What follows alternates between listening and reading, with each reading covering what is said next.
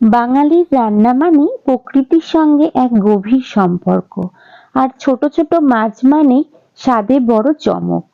বাঙালির পাত যেন অসম্পূর্ণ এই ছোট ছোট মাছ ছাড়া। তাই আজকের রান্নায় থাকছে ছোট মাছের বড় স্বাদ। তাই আজ আমি বানাচ্ছি এক্কেবারে দেশি স্বাদের আলু পেঁয়াজ কলি দিয়ে আমুদি মাছের ঝাল। যারা ছোট ছোট মাছ খেতে ভালোবাসেন তাদের জন্য এটি একটি পারফেক্ট রেসিপি। চলুন দেখে নেওয়া যাক কত সহজ ও ঘরোয়া পদ্ধতিতে এটি বানানো যায়।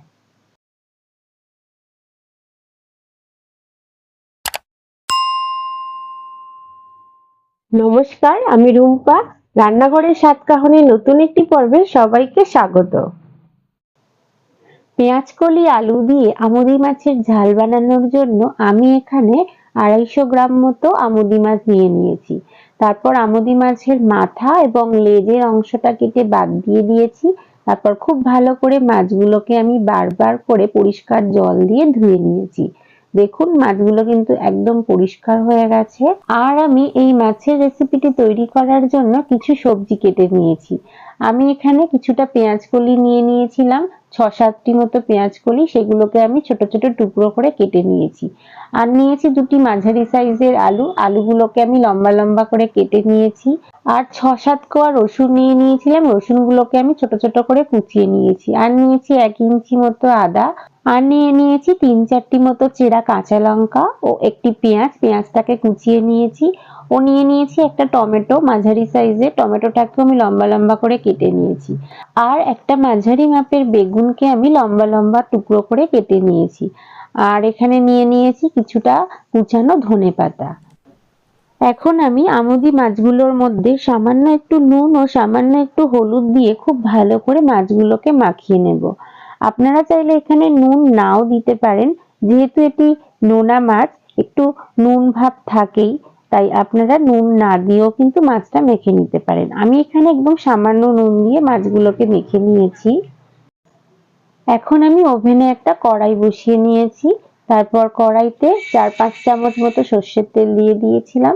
তেলটা খুব ভালোভাবে গরম হয়ে গেলেই আমি মাছগুলোকে তেলের মধ্যে ছেড়ে দিয়েছি।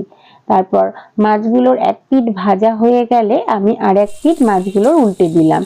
আর এই মাছগুলো কিন্তু খুব নরম হয়, তাই উল্টানোর সময় মাছগুলোকে খুব সাবধানেই কিন্তু উল্টাতে হবে।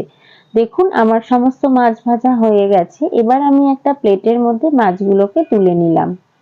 এদিকে কড়াইয়ের মধ্যে যে সামান্য সর্ষের তেল ছিল, সেই তেলেই আমি কেটে রাখা বেগুনগুলোকে একটু হালকা করে ভেজে নেব। বেগুনগুলোকে খুব বেশি করে ভাজার কোনো দরকার নেই, একটু হালকা সামান্য লালচে হলেই বেগুনগুলোকে আপনারা প্লেটের মধ্যে তুলে নিতে পারেন।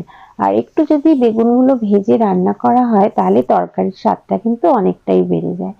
এখন আমি ওই কড়াইতেই আবার একটু সর্ষের তেল দিয়ে দিলাম 3 চামচ মতো। তারপর দিয়ে দিলাম 1 চামচ মতো কালো জিরে। তারপর খুব ভালোভাবে কালো জিরেটাকে একটু এদিক ওদিক নাড়িয়ে আমি কুচিয়ে রাখা 5-6 কোয়া যে রসুন নিয়েছিলাম, সেই কুচানো রসুনগুলোকে দিয়ে একটু হালকা এদিক ওদিক নাড়িয়ে কেটে রাখা পেঁয়াজগুলোকেও আমি তেলের মধ্যে দিয়ে দিলাম। তারপর আবারও খুব ভালো করে পেঁয়াজগুলোকে একটু তেলের সাথে ভেজে নিতে হবে। এবং পেঁয়াজগুলো যখন একটু হালকা সোনালী রং আসবে, তখন আমি এখানে একটু অল্প 1 ইঞ্চি মতো আদাকে গ্রেট করে দিয়ে দেব। খুব ভালো করে আদাটাকেও আমি পেঁয়াজের সাথে একটু ভেজে নেব। এবং আদা থেকে কাঁচা গন্ধ যখন চলে যাবে, তখন আমি এখানে কেটে রাখা আলুগুলোকে দিয়ে খুব ভালো করে এদিক ওদিক করে নাড়িয়ে কেটে রাখা পেঁয়াজ কলিগুলোকেও দিয়ে দেব। তারপর আলু এবং পেঁয়াজ কলি খুব ভালো করেই আমি একটু হালকা ভেজে নেব। এবার আমি এখানে দিয়ে দেব 1 চামচ মতো হলুদ গুঁড়ো ও স্বাদ মতো নুন। আর এখানে আমি খুব সামান্য একটুই নুন ব্যবহার করেছি, আপনারাও একটু নুনটা বুঝেই ব্যবহার করবেন। আর এখানে আমি দিয়ে দিলাম আগে থেকে রোস্ট করে রাখা জিরে ধনের গুঁড়ো।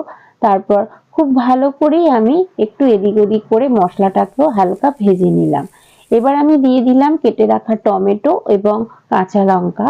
তারপর আবারও খুব ভালো করে আমি আলু পেঁয়াজ কলির সাথে টমেটো কাঁচা লঙ্কাটাকে মিশিয়ে নিয়ে এবার আমি দিয়ে দিলাম ভেজে রাখা বেগুনগুলো। তারপর সমস্ত সবজিগুলোকেই আমি খুব ভালো করে একটু মিশিয়ে নেব এবং 5-7 মিনিটের জন্য ঢাকা দিয়ে রান্না করে নেব। 5-7 মিনিট হয়ে গেলে আমি আবারও খুব ভালো করে সবজিগুলোকে এদিক ওদিক করে একটু নাড়িয়ে নেব। আর আমি এখানে দিয়ে দিলাম 1 চামচ মতো চিনি। চিনিটাকেও খুব ভালো করে আমি তরকারির সাথে মিশিয়ে নেব। তারপর আমি এখানে দিয়ে দেব সামান্য একটু জল। তারপর খুব ভালো করে তরকারিটাকে আবারও এদিক ওদিক করে নাড়িয়ে মিশিয়ে আমি 5 মিনিটের জন্য ঢাকা দিয়ে রেখে দেব। 5 মিনিট পর ঢাকনা খুলে আবারও আমি তরকারিটাকে একটু হালকা মিশিয়ে নেব। এই সময় গ্যাসের ফ্লেমটাকে আমি লো টু মিডিয়ামে দিয়ে রেখেছিলাম। একটু হালকা আঁচে যদি এই রান্নাটি করা যায় তাহলে আলুগুলো কিন্তু খুব সুন্দর সিদ্ধ হয়ে যায়। এখন আমি সমস্ত ভেজে রাখা মাছগুলোকেও আমি তরকারির মধ্যে দিয়ে খুব ভালো করে মিশিয়ে নিয়ে সব শেষে আমি দিয়ে দিলাম এখানে ধনেপাতা। তারপর ধনেপাতাটাকেও খুব ভালো করে আমি হালকা করে মিশিয়ে নিলাম। এই সময় কিন্তু খুব সাবধানেই তরকারিটাকে এদিক ওদিক করে একটু নাড়িয়ে নিতে হবে, না হলে কিন্তু মাছগুলো ভেঙে যেতে পারে। আপনারা দেখতে পাচ্ছেন পেঁয়াজ কলি আলু দিয়ে আমুদি মাছের ঝাল আমার কিন্তু একদম রেডি হয়ে গেছে। এটি দেখতে যেমন সুন্দর হয়েছে, খেতেও কিন্তু অসাধারণ। এটি গরম গরম ভাতের সাথে পরিবেশন করুন, বাড়ির প্রত্যেকেই কিন্তু খুব খুশি হয়ে যাবে। আমার আজকের রেসিপিটি কেমন লাগলো? ভালো লাগলে অবশ্যই আমাকে একটা কমেন্ট করে জানাবেন। সেই সঙ্গে লাইক, শেয়ার এবং আমার চ্যানেলের নতুন বন্ধু হয়ে থাকলে সাবস্ক্রাইব করার অনুরোধ রইল।